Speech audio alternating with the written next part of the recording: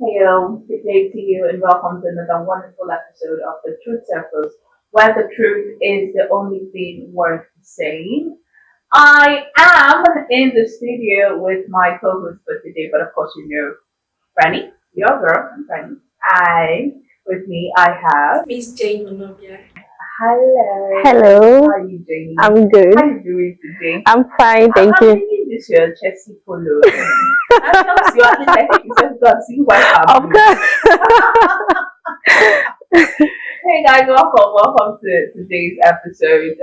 You know how it goes now. We shake tables, we bring conversations that most people don't want to talk about. We talk about them, and we help you stay curious. We help you stay true, and we just sort of open you up to a couple of things that we need to honestly talk about as human beings, as Nigerians, as just people.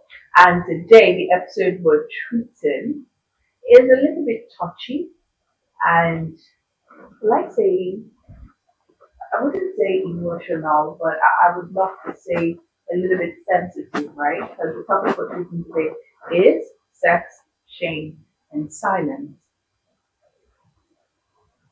Why mothers can't communicate with their daughters. Now, picture me this, right? Um, a lady suddenly sees something flowing out from her private part, the thread, and she's 12 or 13 years old, and she cries to mommy, and she's like, "Mommy, I'm dying." Mom says, "No, you're not dying. You're growing. You're becoming a woman, Mm, yeah, right? And so this is normal for you. yeah. So this is what you do. You buy this, you buy that, or put this on. This is how you wear it, and all." And from there, as the growth begins, so does her mind and her body begins to change. A lot of things are going on, not just in her body now, but also in her mind. And let's just say she meets some guy who says, "I love you." By the time she's like 14 or 15. And it becomes a thing of, mm, "I love you. And because I love you, I'm going to like this is my way of showing you that I love you. Let me show that kind of stuff. Let me show you that I love you. Let me prove to you how Yeah, much I I love love you. you. And because she doesn't know any better at that young age, she will assume or she's going to think basically that, what she or what that guy is saying to her Makes is the love. truth about love. Hmm. And that's what we're here to talk about because it is often very difficult as women for us to talk about these things amongst ourselves, even as peers, let alone the dynamics between mother and daughter. Yeah. And it's not just going to be a Franny and Jamie show today. We have a wonderful guest in the studio, and we would love for you to meet her.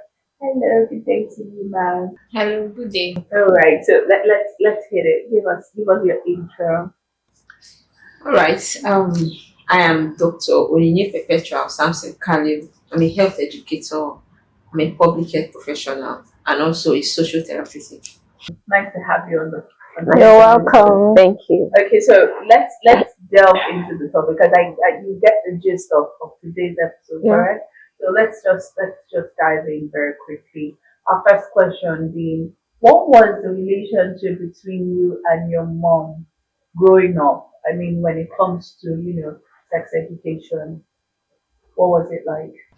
Well, my mom is also a health educator. Ooh, I learned most of the things from her, but she was a very busy woman because I lost my dad at a very young age, so my mom took over. She was always from one place to another. But luckily for me, I think she had time.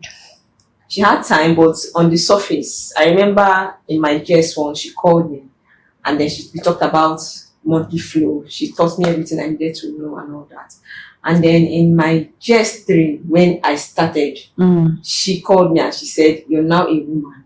If you do this," and she gave me a book to actually read. Oh, I wow. read and she said, "Now, if you do this thing, this is what's going to happen to you. So you have the right, or you are within your right to choose what you want." But Sorry, as a Let's, mom. let's be clear. Do what thing? You do this thing.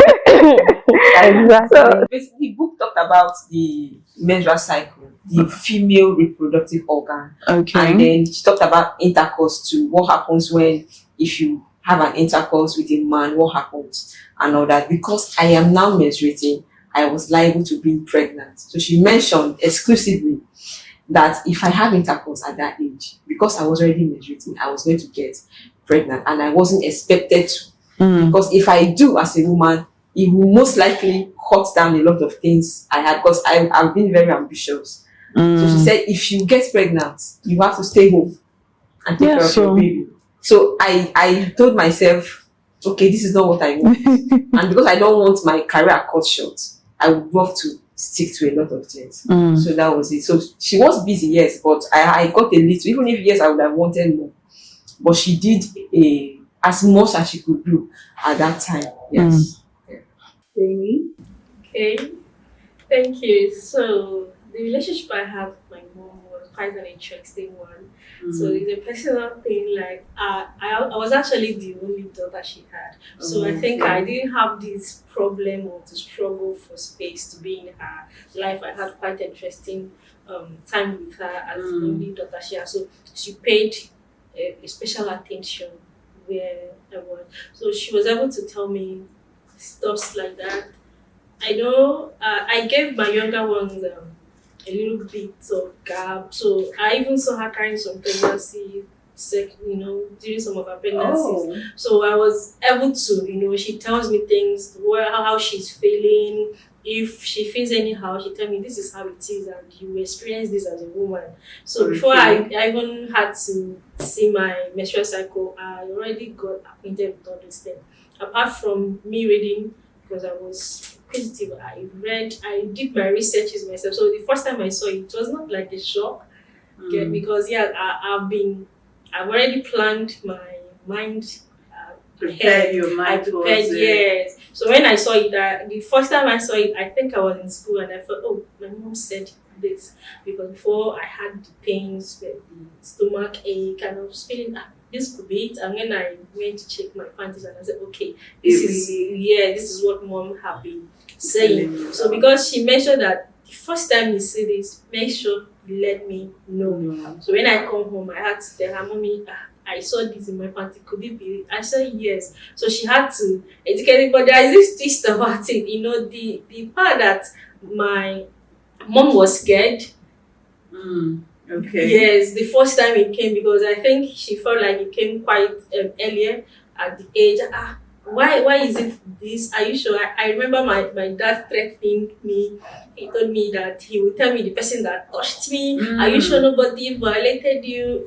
Stuff like that. And I kept denying and denying until they were satisfied with my, expression that they believe that, okay, this is what it is.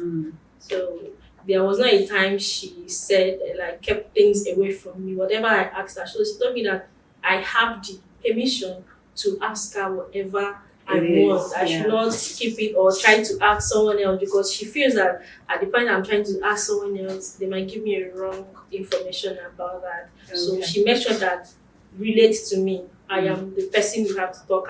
Every other person is a man in this house, so you are the lady. I'm also a lady, so we talk. So that's it. Well, for me, the dynamics were a little bit different. Not because my mom did not teach me how to be a woman properly, because that is like the basics of it. I think every African mother, almost every African mother, teaches the child, the daughter rather, what it is like, what womanhood Yeah. is like, correct? Yeah. You're taught about the way your body changes, what to expect, how to take care of yourself during that time and going forward and everything. However, the part where it wasn't very, very clear for me, where the line got blurred a little bit, was the part about sex education, which I remember vividly. My mom was like, don't let the man touch you. Don't let the man touch you. You need to shakara don't end, Yeah. that kind of thing. And for about 3 years, I didn't understand what it meant. I'm not Okay. an only daughter. I Yeah. have three elder sisters. We are a big family. Yeah. So it's not like I did not have anybody to ask at the time. But it was, I don't know how to put this, but it's very uncomfortable discussing your womanhood with another person. Is it just me or is that a thing? I think it has to do with the level of the programming we got back Growing then as up. kids, yes. Mm. It's the programming and the trauma that was passed and the experiences our parents had. Because for Our parents had. Yes. Because for me, it was a very different experience. What I got was don't let a man touch you. Categorically, that's what mom said. And don't let a man touch you in that sense. I couldn't really like make sense of it. I thought it was touch. So for a long time in my GSS, I didn't really even talk to boys at Yeah. all. Because the whole idea is man who can go talk na him tap me and do no. Mommy said shakara. No. Yes, exactly. But for me, that was my own experience. Yeah. She taught me how to take care of myself as a woman, what to expect when the periods come, what changes my body would go through. But the part of teaching me what happens between a man and a woman that would result in complications, sometimes unwanted, because pregnancy, it depends on how you view it and Yeah. the time it comes in your life. Yeah. So sometimes unwanted and sometimes planned and yearned for. I think for me the experience wasn't that way. And then I had a friend whose mom was completely absent almost all her teenage years. I met her here at the university when I was in school, and she actually had her mom work in Bonny as one of the admin staff for another company. So her mom was never present in her life. She was always so busy, but she never lacked money. If it was Yeah. finances, she was fine. She was the older of, or she is the older of four children with three younger ones. So she kind of assumed the role of mother and big sister. And there was no mommy to teach her how to be mommy. Exactly. So it was a completely different story for her. She just kept on bulldozing through the society and through men that he loves me. She did not understand that there is a difference, and that's really what troubles me. It's not that we are not taught about our womanhood, but it's that we're not taught what intercourse is It's- outrightly. I have to Our mothers navigate. are so cultural, so religious that they leave out that part, which leads me to my next question really. So Doc, what exactly do you wish your mother or someone would have told you growing up? Okay. For me, looking back, I think assertiveness, because back then in secondary school, let me say, we used to walk home, walk to school, walk back to the house, and you have a lot of boys doing. You just have oh, that you was have a real boys- thing. You have boys who stand Yes. for you specifically, Mm-hmm. and then when you're passing, they're like. So I got a lot of that, and most times we end up calling insults on them. But while I was studying health education, I learned about aggressiveness and assertiveness. Aggressiveness is the part where you have to insult them, even fight them, or say a lot of Yeah, there were things. people like that. And Oh, then I had for friends calling like us. that. But assertiveness has to do with a person calls you, you walk up with the person, and the person says, I like you, I want to be my girlfriend. And you say, oh, sorry, I'm not interested in being your girlfriend. And then you say, oh, is that all? You go back to where you're going to. You don't have to insult that person. You don't even have to go meet that person. If the person walks up to you and he says, fine, yeah, I like you, you fine, you this, you that, it's your duty as a girl to say, oh, thank you for the compliment, but I'm not interested. And if you say you're not interested, stand by not being interested, because by the time you say I don't want, but you want to collect gifts from this guy, you want to chop his money, you're already giving him green light. That's, we call it green light, right? Mm-hmm. Yeah. You're already telling him I don't want to, but it be like say I don't dey change my mind. That's the message the girl passes when she says she's not interested, but she wants to collect it from the guy. So if someone had told us that, please, if you don't want his money too, Right? because this is where most of the issue started from. Exactly. You don't like this guy, but he's giving you money, And you're taking and it. he's already assuming that He's buying this guy ice will cream, say you are yes. licking. And then when you now keep on saying your no, one day he will gang up with his friends to come and beat you up. Say, you don't chop my money. So I think it's one thing a lot of girls need to learn. If you say it no, stand by that no. And let your no be Let no, your no even in be gifts no. and finances. Reject the man and everything he has. Okay. If you like him and like what he has. If you don't like him, please don't like his money. So that's what you wish you would have been Yeah, told. they should. This, and a lot of women, a lot of girls do it. Like I said, a lot of girls do it. You don't want a guy, but you keep collecting his money. He buys you clothes. He takes you out. I remember back then in secondary school, there's a group of guys. There were about 4 of them. They came for I and my friends, and then there was a supermarket that was just open, Willis, back then in front of my secondary school. I stayed for extra lessons. My mom is a teacher, so she will make you stay for extra lessons. So before the extra lesson, have 1 hour break. So these guys will come and hang around my school. So that day they came, and I followed them. We entered the supermarket. I chose things. I was shocked. By the time that guy was paying, it was 5,000. This is now it should be like 50K. So that guy was actually scratching his head, and me, I didn't care. What I knew that I've collected, and the things I collected, I didn't even take them. I hid them. When my mom sees them, She'll ask you, where'd you get them? Yeah. And by the time the next time the guy saw me and he came close, I was wondering why are you coming close to me? I told you I don't want. And you're coming close. So these things are, people have been raped because they collected money and still refuse to date the guy. So when you say I don't want you, please stick to you don't want him. You shouldn't want his money. You shouldn't want anything that he has. Because when you say you don't want to get involved with the devil, but you want to dine with the devil, you're giving the devil the opportunity to actually get into your life. True. And by the time you now want to remove your leg, you're already stuck with one leg. And when you're stuck with one leg, it's easier to pull you in. Pulling out is more difficult, but pulling you in is always easier. So yes, Yeah, being because assertive. before you get that story, I was going to ask if I say you didn't chop money. Because it's actually, you would not know now if you're not experienced it. So you would have had to have gone through it for you to There's a case I saw on social media. They said the guy inflicted the girl because she sent transport fare and she refused to come. Yeah, exactly. So he inflicted her. These are the things. If when he asked her and she said I won't come, There'll be no need for transport fare, Yeah. right? you know many people don't chop transport fare. They don't send for flight ticket. People don't chop flight ticket and they will ghost the guy.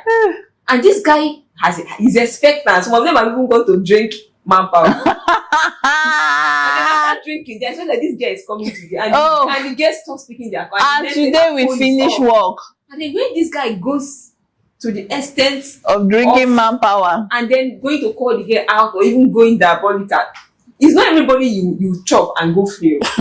Some guys they are already into some things, and then when you now want to play them, you're already playing with them, and you know you cannot play with them.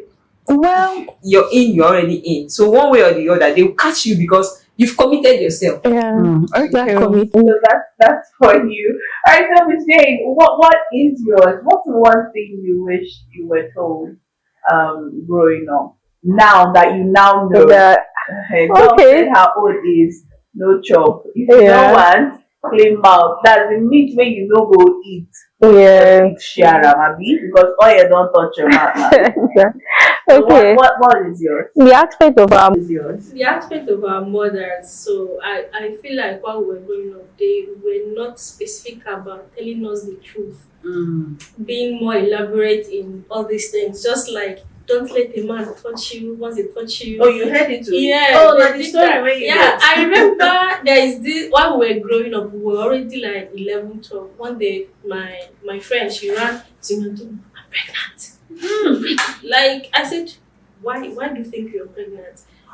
And she just ran away, fear. Because of the fear the mother must have inflicted in her. The mother even told her that she was going to die. So she was already counting her days.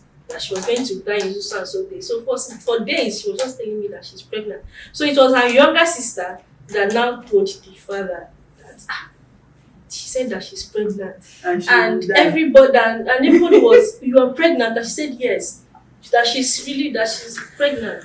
So why did she have that in her mind? Because the mother did not come out to explain, to be elaborate. Mothers, they tend to hide some things from us because the shame of telling us that. Exactly. So yes, she was telling herself for days that she's pregnant until the mother asked her, "Who touched you?" And she said, "He touched me." He mentioned his name.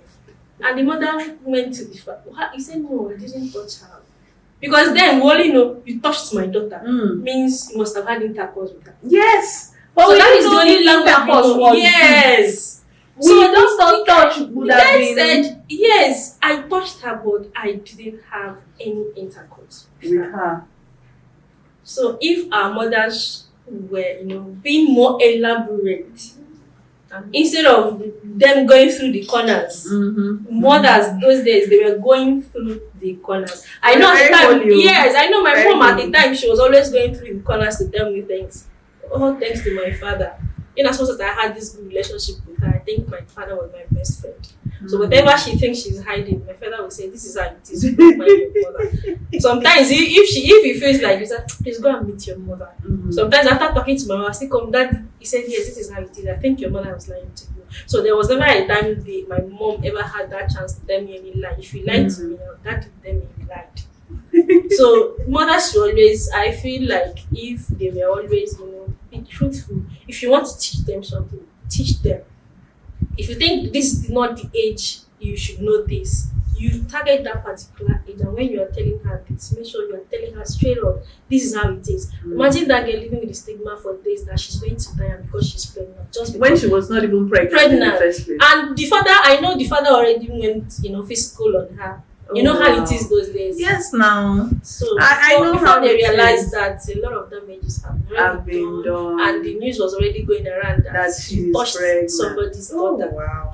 Wow. I remember in those days, let me digress a little bit, when we were much younger and you do something out of line, what happens to you is very simple. Yeah. They'll wait for midnight. My parents Exactly. were the kings of the night drills.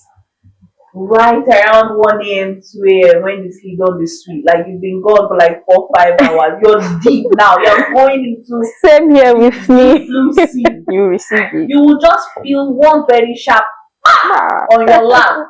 Immediately disorientation, everything goes off. And at that point in time, you can't run from the house. They're not locked door and are tag team champions. They just Yes. fall out for you. So where are you going to exactly at that time? But for me, one thing I wish that I would have known growing up, or I wish that my mom would have told me, is to really educate me about the love between a man and a woman. I'm talking about erotic love now, right? Yeah. Because it almost did me in. So there was a time shortly after secondary school, I met this young guy, and he was, I like you very much, you're a fine girl, I like you, I want to be your boyfriend. And he was handsome, tall, fair. I was like, okay, all right. And he would buy me stuff, right? Because obviously, whether we want to believe it or not, it's one of the ways men show their love, Yeah. buying stuff. That's how they feel, they can be a man and exercise, Their their body, manliness. their manliness, show you Their that they are masculine. They are capable. caring. Caring. For me, I think it's more of an ego thing, but who they check out? I asked my mom. But seriously though, and this guy was, well, I thought he was nice. I thought he was, I did not know then that there were dynamics to the relationship between a man and a woman, correct? Yeah. And that for a man and a woman to be together in that sense would lead to pregnancy. Yeah. And it almost happened. But then I now found confidence to ask my elder sister. I was like, sister, there's this guy that says He likes me a lot. He buys me cake a lot. And recently he took me out, bought me cards. I think it was shortly after Valentine's Day. Bought me cards, bought me one big box of chocolates. That time I was having issues with my phone. Got me a brand new phone right there and then. And she was like, okay, so has he touched you? This is that, what does that mean? Because I've been hearing that from him Yeah. for a while already, that he wanted to touch me, he wanted to show me how much he loves me. Why don't I come to his house? Because I've never come to his house. Yeah. Always need that trees. And I was like, what does it mean for him to touch me? So my sister went ahead and told me, this is what it means. It's not about touching you physically. It's about you and him in a closed space, in an enclosed space, Yeah. where you take off your clothes and his private part enters yours. I learned about, my first real knowledge of intercourse was in school. I've always loved biology. And from JSS 3, that's when my school first taught reproduction. Yeah. So I learned about, intercourse and the education of it from school. And because I was such a bookish person, it stayed only as book. It never really turned into reality in my imagination. Imagination. So. I read about the reproductive part of a man. The picture was in the integrated science. Yeah. All I cared about was the labeling because I won't pass exam. I'll be that kind of girl that time. Like all I cared about was seeing it in an educative sense and not in a real sense. Yeah. That this is actually part of people's body and that it will enter my body and then something happens. So it was more educational for me than it was a reality. And until my elder sister explained it to me, I did not get it. And I would have made a very, very big mistake in my life because going down 2 years after that time, that guy started spreading rumors that he was my first boyfriend. I kid you not. Then I invited me. I'm like, when, how, where did it happen? But thanks to my sister, that evil was averted. Which brings me to the next. For me, that's what I wish that, like you said, your mom would elaborate. Yeah. Right? For me, I genuinely wish my mom, without shame, would have sat me down and taught me what intercourse was. Yeah. It's very, very And simple. the consequences. Exactly. You can't be telling me if a man touches you, you get pregnant, and you don't explain to me what that touch means. Like, honestly, for the first few years of my secondary school, from JSS 1 to JSS 3, I did not even joke with boys. Because I thought if you joke with them, they come happy, girl, I'll get pregnant. Yeah. And it wasn't a joke when my mom said, Shakara will end.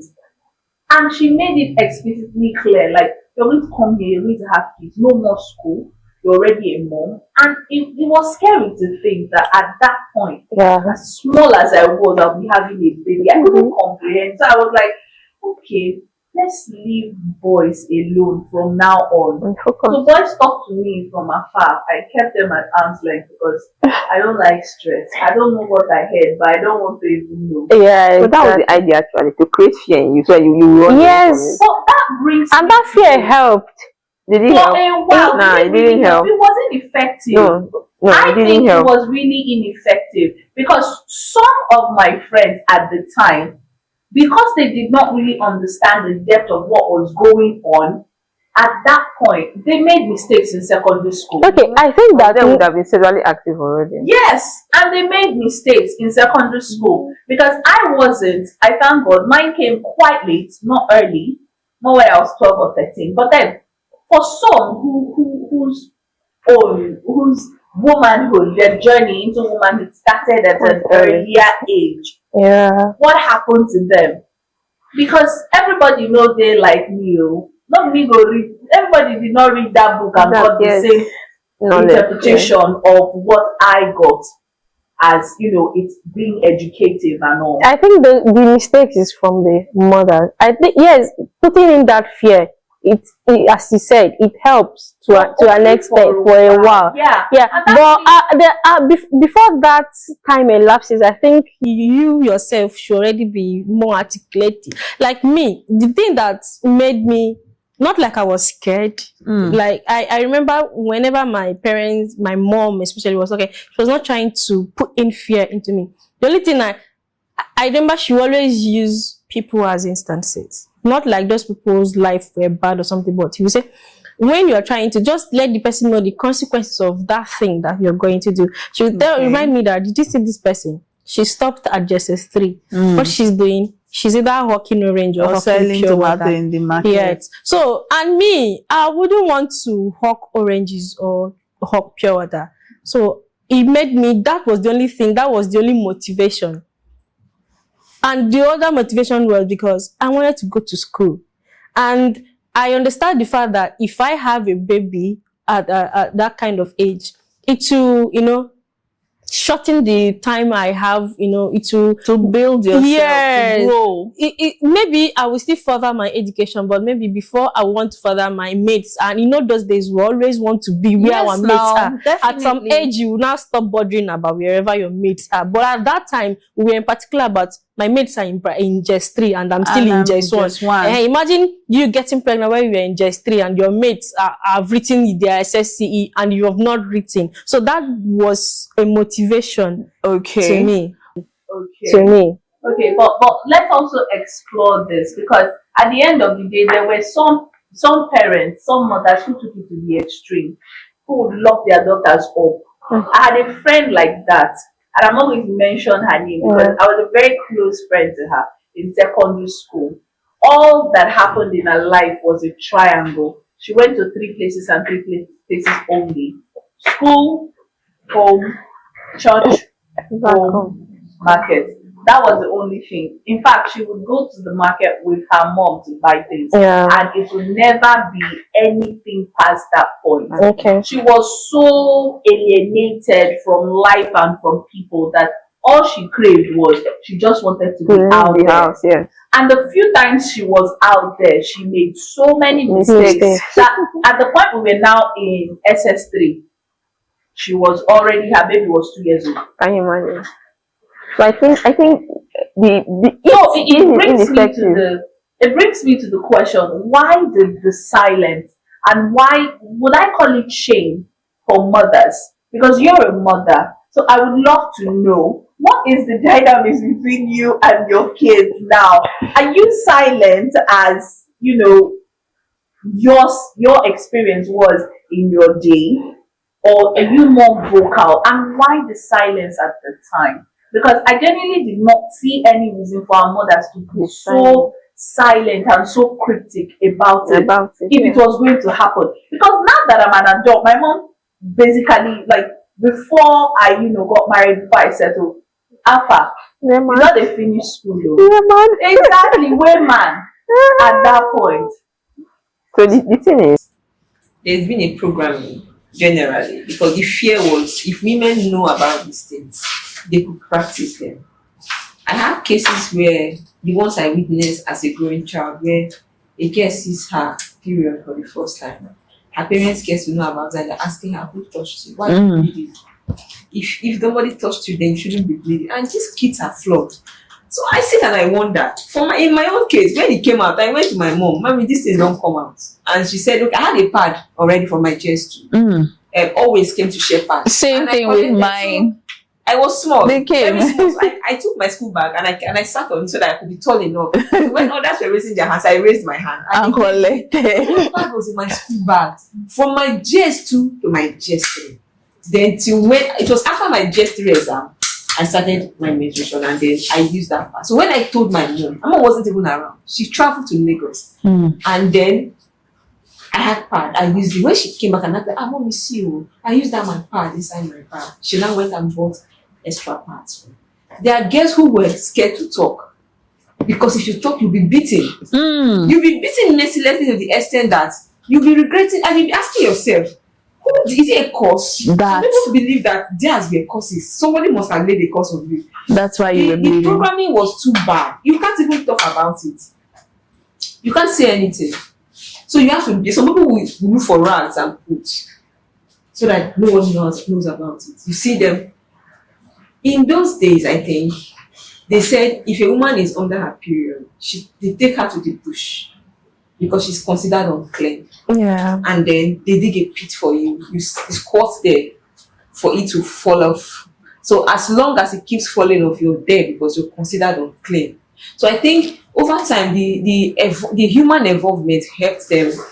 When they now knew that this thing is not anything bad. Okay, you could use rags, or you could use tissue, you could use cotton wool, and then the emergence of sanitary towels came up and all that. But even in 2025, I will not be surprised to know that some parents are still beating up their teenage daughters for seeing their period for the first time because of the breach of there's no knowledge enough. They don't understand what's going on.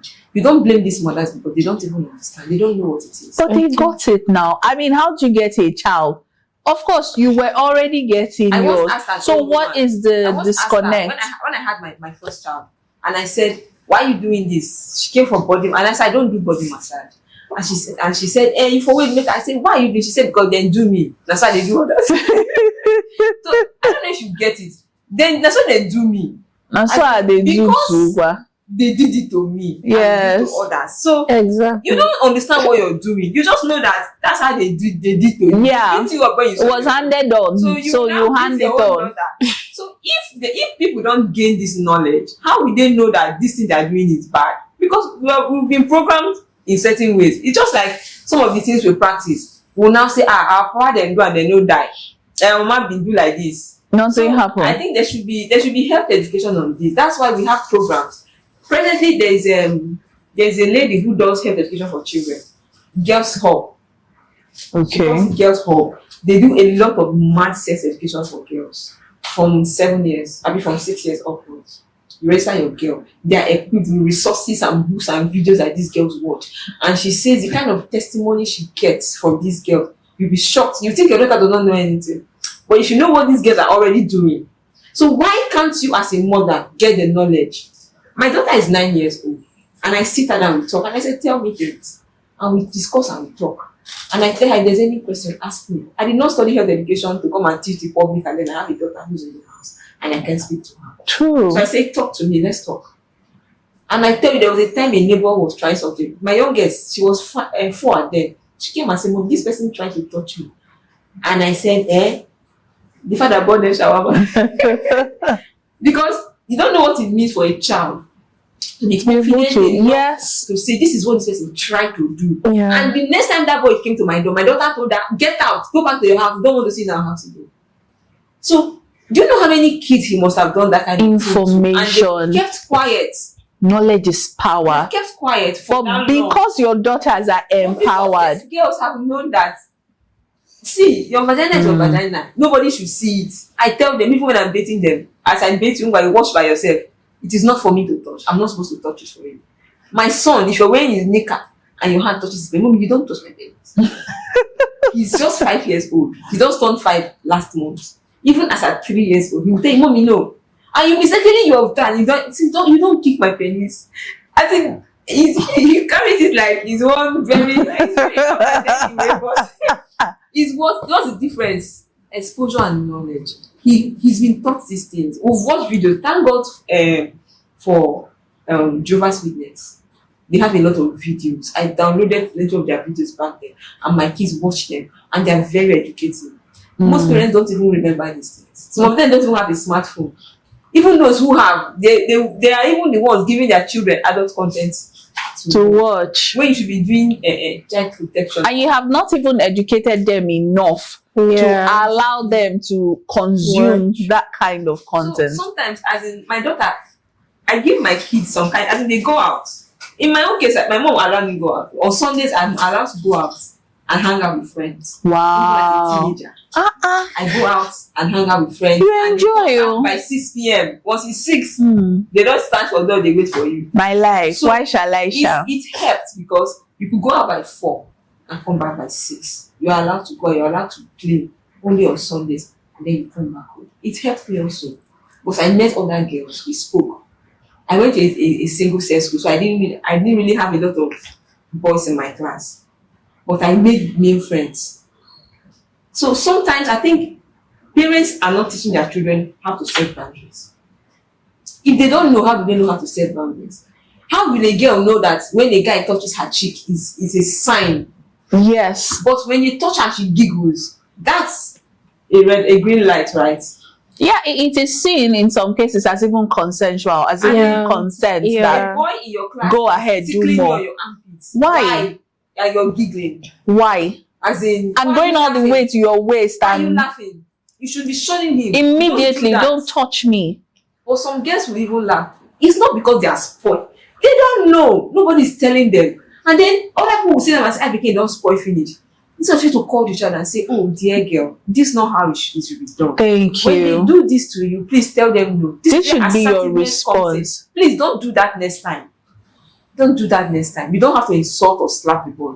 Don't go violent. Tell them, please don't do this. I don't like it. Instead, it will now be a thing of shame. So over The correction will now come as shaming. shame. They will now tell you, and "This pikin don stigmatization. spoil finish. This I one go don't train go." you well." Meanwhile, Yes. so I think the programming, the thing, you see a child doing something bad, or maybe two kids in one corner, and the next thing you don't carry cane. Tawai. And at the end of the day, sometimes the child is still not told this is what you What you did did wrong that is wrong. categorically. And the consequences of what you do, because most times we correct them without telling them the consequence. Consequence. Tell me, this thing I'm doing, what can it result to? This is what these kids want to hear. Yes. I pick up this microphone and I start using it, right? And suddenly, maybe someone offends me and I use it to, maybe I throw it at that person. At that point, what do I expect? Do I expect the mic to still be intact? It could hit the wall. That's the consequence. It will spoil. But because I'm angry does not mean that I have to be losing this stuff. So tell the child, it's normal for a boy to approach you. It's normal for you to see a boy and like a boy. True. But you like him does not mean that you do something with him. Because if you do something with every boy you will like plenty boys. You will meet boys and you will like plenty boys. You will see boys, you go tired to see boys. So for every boy that is fine and his eyes are sharp, you see, so you not fit, there's butterfly, you want to respond. Yes. So this is where parents need to pick up and tell their children. It's normal. You can have a crush. I have a crush. It means that your sense is working. Your sense is working. You are saying you're fine. Yeah. But what do you do? I told someone, I said, having sexual urge is not a sin. No. It means Acting your on it. body is working very well. God created you well. That's the natural thing. What happens is, what do you do with the feelings you get? So in conclusion, how do we deal with this whole scenario? Because we've been talking a lot and we've been talking about the fact that it's because of a certain type of programming that our mothers dealt with in their time, and even it could be ignorance on their part because they do us. So how do we break this cycle? How do we break it in conclusion? Because like you said, it may not be a surprise that in 2025 these things may even still be happening. And it is very true, very correct that even till now there are still some women, some young women who have their families, who have teenage daughters, that are still not communicating enough because they were not communicated to as well. And they may not even know that that is a problem. So going forward, how do we tackle this? How do we break this cycle and move from here? So I think education is one thing, because when parents or mothers, not mothers, when parents, because this health education, this sex education is not only for the mothers, it's the family, it's a parenting thing, it's not a motherhood stuff. There is, in parenting, the mother models certain attributes, the father models certain attributes. Yeah. I think the father models chivalry. The father teaches the daughter how a man should behave. Yeah. That's why you see that a girl that grew up in a home that is toxic, if the father is toxic, she may most likely tilt towards marrying a man who is toxic. This is what she has known all her life. years. Yeah. She knows that a man is like this. This is what she has seen from her dad. So if as a man, you could model good attitudes for your children, teach them, take them out, show them love. They are not looking for love from any other person. Because in most cases, these girls get into these problems because They are searching for who will love them right. But if as mothers or as fathers, we are able to relax, let the kids come closer, tell them what they need to know as children. As they grow, update them because there's age appropriate sex education for children. Teach them values, morals, what you should do, what you shouldn't do at certain age. As they grow, you update. Even mothers. I think that this thing is not something the government will do for us. It is you who update your knowledge. True. It's you who go online. There are a lot of resources. Thank God for Social media and social tech. media. Yeah. There are videos to watch. There are programs to attend. If as a mom you're not even exposed, how do you now get information? And what kind of friends do you keep? Because some women in their cycles, they bring opportunities within themselves that help each other for motherhood, for parenting, and for business and all that. If all you do with your friends is buy a trade, attend party and it ends there, that is what will happen. But if what you do is update knowledge, improve over time, it will benefit your children, both male and female. Because at the end of the day, for every knowledge you have, you pass it to your children. If I'm a good cook, my daughter will most likely be a good cook because she sees what I'm doing. If I'm the type who bridles my tongue, my kids will bridle their tongue because they know that my mom doesn't say these things. And so it also helps you check when your kids say certain things that are inappropriate, you know where they're coming from because it's not coming from you. So these are the things. Basically, education. Parents need to be more educated on what to do with regards to educating their children, both for sex education and other aspects. Okay. Okay. All right. So in conclusion, Dave, any add-ons? Okay, in conclusion, I want to say that just like she has already said before, mothers especially should learn how to, be vulnerable with their daughters, talk to them more, don't try to hide anything. I think that sometimes why they try to hold some information from more, like they feel like when they tell you you want to go and practice that. I want to use an example. Yeah, there is while growing up, there is this friend I had when we were small. She saw these pictures of people naked and all that. Okay. And she brought it to me, and it was just about a sex kind of goal. Okay, Playboy magazines and Yes, stuff. stuff that. And she showed me that. So every day we always go through that picture. Before you know it, it was already entering our head. Like we should do stuff like You that. should try it. Yeah, so I was feeling that I think that mothers they feel like when they tell you this is how it is, you want to go and try it. Our brain then works like we want to try everything that we were told to do. And then the shame aspect of it, like when correcting a child of what she or he did, the correction should be, I think, not publicly. It should be in secret. So it will not stop you from saying everything you want to tell that child. Just like in schools, I don't know people that went to public schools and in their primary school days. Those days that you see a small boy and a small girl trying to do stuff like that. Daddy and mommy play. Yes, and they catch them. Do you know what they tell? You see, they'll bring them out and say, "Yeah, do that thing you want to do. Show us you want to do it." They'll be beating them. I think that is a wrong way of correcting a child. Yeah. It's a very wrong way of correcting a child. They will beat you and say, "Oh yeah, do that thing," and you are doing that publicly. Making everybody know what you get. So I think some mothers, when they hear their child do something, they will shout the way they handle things. So I think mentally and emotionally, they should do better. Yeah, they should. The thing is that they should tell their daughters, this is how it is. If anybody touches you, they let me know. That is why some of them, when they get raped, they cannot be able to tell their mother because of how they know their mother is going to react to it. There's this teacher that will always tell us in school, then when I see you, I see your mother. Then I don't understand, but I understand better. Now. Yes, I understand better. She always tell you, if you're a talkative, your mother is a talkative. If you act a certain way, which means your mother does that at home. So I think mothers should do better, reflect their actions, everything, so that the kids will emulate from them. Okay. And so, in conclusion, let us try to break the cycle of the shame and let us break the cycle of silence. In our day, we shouldn't be people, whether as women or as daughters or as mothers, who are quiet about things like this. Like Doctor said, education really, really does matter.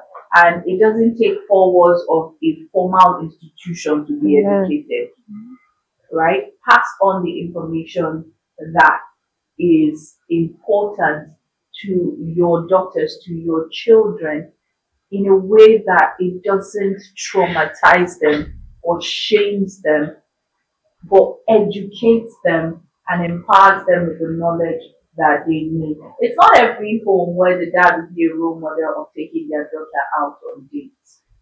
That is the reality of life, and showing them what it would mean for you to be loved properly by a man. And if that is not your experience, fine. However, how are you moving on?